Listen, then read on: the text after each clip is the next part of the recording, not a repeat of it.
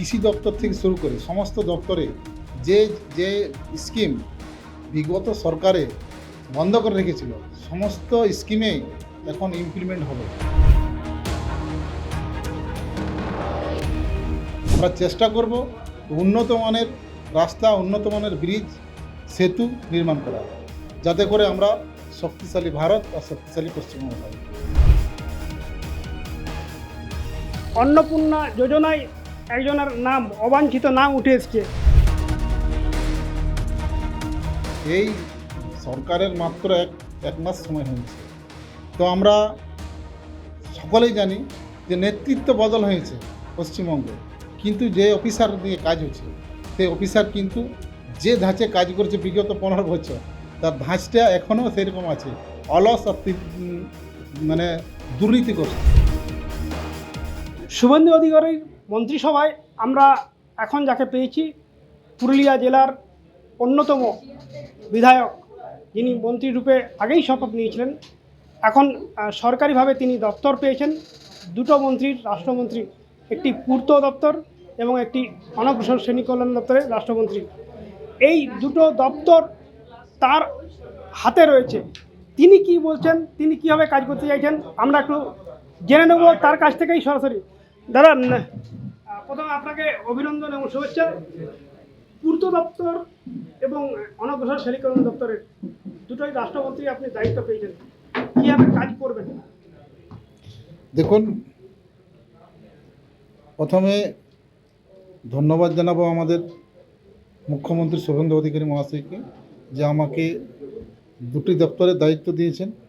সেই দপ্তরগুলিতে আমি ভালো করে কাজ করার চেষ্টা করব। প্রথমত আমাদের ব্যাকওয়ার্ড কাস্ট, যেটা আমাদের অনগ্র শ্রেণীর কল্যাণ দপ্তর, বিশেষ করে আমাদের অনগ্র শ্রেণীর যে ফেক সার্টিফিকেট, সেটা নির্দিষ্টকরণ করে এবং যাচাইকরণ হবে, এবং ফেক সার্টিফিকেটে যারা আধিকারিক আছে তাদেরও আইনি ব্যবস্থা হবে। এছাড়া অনগ্র শ্রেণীর যাতে করে শিক্ষা এবং আর্থিক অবস্থা ভালো হয় তার দিকে আমরা কাজ করব। এই শ্রেণীর মূলত আমরা দেখছি কেন্দ্রীয় সরকারের প্রচুর প্রকল্প রয়েছে, সুযোগ সুবিধা রয়েছে, এর আগে রাজ্য সরকার ইমপ্লিমেন্ট করেনি বা সুযোগটা সেটা ঘটেনি। এবার কি ডবল ইঞ্জিন সরকার সেই সুবিধাটা পাই দেবে? ডবল ইঞ্জিন সরকারে আপনারা জানেন ইতিমধ্যে আমাদের কৃষি দপ্তর থেকে শুরু করে সমস্ত দপ্তরে যে যে স্কিম বিগত সরকারে বন্ধ করে রেখেছিল সমস্ত স্কিমেই এখন ইমপ্লিমেন্ট হবে এবং মানুষ তার উপকার পাবে। পশ্চিমবঙ্গ মানুষ ডবল ইঞ্জিনের পরিষেবা পাবে। তো তাই অনগ্র শ্রেণীরও যে সমস্ত স্কিম বিগত সরকার নেয় সেগুলি এখানে ইমপ্লিমেন্ট হবে এবং অনগ্র শ্রেণী লাভবান হবে। পূর্ত দপ্তর তো রয়েছে, খুব গুরুত্বপূর্ণ পুরুলিয়ার ক্ষেত্রে, যেখানে সড়ক পরিবহনের উপর নির্ভরশীল পুরুলিয়া জেলাটাই বলতে গেলে। দেখুন, এই পূর্ত দপ্তরের ব্যাপারে বললে পুরুলিয়া থেকে শুরু করি। পুরুলিয়া আমাদের এমনি পিছাই পড়া একটা জায়গা, সেখানে আমাদের পিডব্লিউডির কাজ আমরা এখনও পর্যন্ত খুশি নই। আমরা চেষ্টা করব উন্নত মানের রাস্তা, উন্নত মানের ব্রিজ, সেতু নির্মাণ করার, যাতে করে আমরা শক্তিশালী ভারত আর শক্তিশালী পশ্চিমবঙ্গ পাই।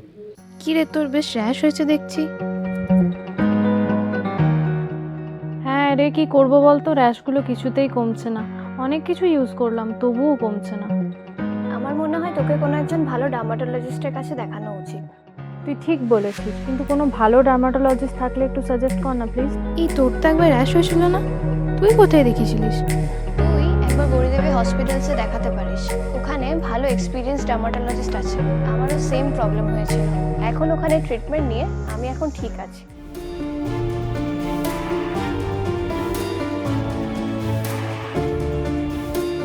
গৌরী দেবী হসপিটাল, রাজবাঁধ, দুর্গাপুর।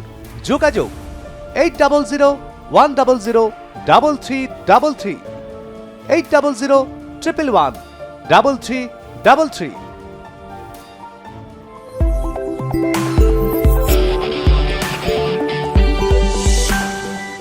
অন্নপূর্ণা যোজনায় একজনের নাম, অবাঞ্ছিত নাম উঠে এসছে। আপনি একটা প্রসঙ্গ তুলেছিলেন যে যেখানে মন্ত্রী নেতা বদলালেও আমলা আধিকারিকরা বদলাননি, এই ব্যাপারটা যদি বলেন। দেখুন, স্বাভাবিকভাবে এই সরকারের মাত্র এক মাস সময় হয়েছে, তো আমরা সকলেই জানি যে নেতৃত্ব বদল হয়েছে পশ্চিমবঙ্গে, কিন্তু যে অফিসার দিয়ে কাজ হচ্ছে সেই অফিসার কিন্তু যে ধাঁচে কাজ করেছে বিগত 15 বছর, তার ধাঁচটা এখনও সেরকম আছে, অলস আর মানে দুর্নীতিগ্রস্ত। তাকে সেই জায়গা থেকে বেরিয়ে এসে ভালো কাজ করার জন্য আমরা পরামর্শ দেব, আর এবং ভালো কাজ আগামী দিনে হবে। 2-4টে এক্সেপশনাল কিছু কাজ আমাদের ব্যতিক্রম ভুল হয়েছে, সেগুলো ফিরে আমরা যাচাই করব, ভালো করে ভেরিফিকেশন করব, এবং দেখবেন যে আসল প্রাপ্যক যারা অন্নপূর্ণা ভাণ্ডারের আসল প্রাপ্যক, যে মহিলাটা আর্থিক সহায়তা প্রয়োজন, তাদেরকেই আমরা অন্নপূর্ণা ভাণ্ডার দেব। আমরা এর আগে দেখেছি, এর আগে মমতা বন্দ্যোপাধ্যায়ের সরকারে যেখানে আমরা মন্ত্রী পেয়েছিলাম পুরুলিয়া জেলাতে, সেখানে বিভিন্ন সেই মন্ত্রীর বিরুদ্ধে অনেক অভিযোগ এবং নানা রকম অর্থ তছরূপেরও অভিযোগটা উঠেছে। এই মন্ত্রী কতটা স্বচ্ছতার সঙ্গে কাজ করতে পারবে?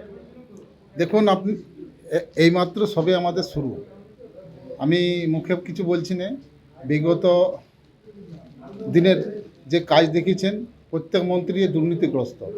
আমরা চাইব একটা স্বচ্ছ ভাবমূর্তি নিয়ে এবং স্বচ্ছ কাজ করার জন্য, সুন্দর পশ্চিমবঙ্গ গড়ার জন্য। তো তাতে আমি আশা রাখবো আমাদের যে মন্ত্রিসভায় সবাই কিন্তু আমাদের যে মাননীয় মুখ্যমন্ত্রী বলেছেন যে 0 টলারেন্সে আমরা কাজ করব, সেটা কিন্তু পুরোপুরি মেনটেন এখনও হয়েছে আর আগামী দিনেও থাকবে। তিনি একটা জিনিস পরিষ্কার করেছেন যে এই সদ্য 1 মাস পেরিয়েছে, সেটা ক্যালেন্ডারের ইয়েতে একটা রাজ্য সরকারের এখানেই মূল্যায়নটা করা ঠিক হবে না, তবে আগামী দিনে তারা সচেষ্ট এবং উদ্যমী, এটা কিন্তু তিনি দাবি করেন। একই সঙ্গে যে কথাটা উল্লেখ করতে হয় যে অভ্যেস, এর আগের সরকারের যে অভ্যেস আধিকারিক আমলাদের, সেটা বদলাতে একটু সময় লাগবে, তার জন্য সচেষ্টও তারা হবেন বিধায়ক এবং মন্ত্রীরা। তার আমরা নজিরও দেখতে শুরু করেছি ইতিমধ্যেই। পুরুলিয়ার রঘুনাথপুর থেকে গৌতম প্রামাণিক, আর+ নিউজ।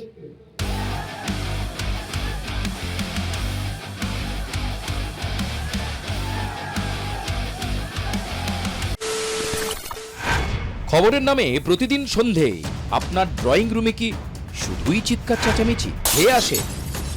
বিতর্কের নামে চলে গালাগালি আর কাদা ছোড়াছুড়ি।